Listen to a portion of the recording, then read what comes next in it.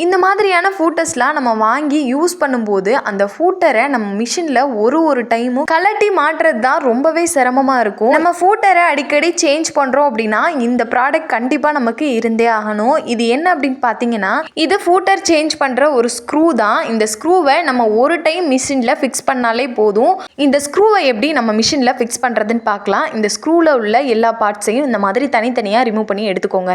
இந்த மாதிரி ரிமூவ் பண்ணதுக்கப்புறம் உள்ளே வந்து ஒரு கம்பி மட்டும் இருக்கும். இந்த கம்பியை இந்த மாதிரி ஹோல்ஸில் ஃபிக்ஸ் பண்ணிக்கோங்க.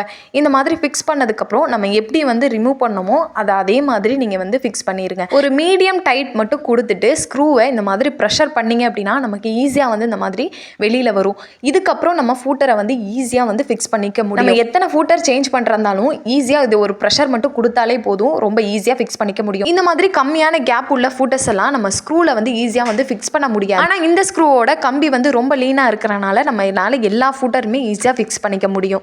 இந்த ப்ராடக்ட் நான் ஆன்லைனில் தான் வாங்கியிருந்தேன். உங்களுக்கு வேணும் அப்படின்னா மேலே டேக் பண்ணுறேன், செக் பண்ணி பாருங்கள்.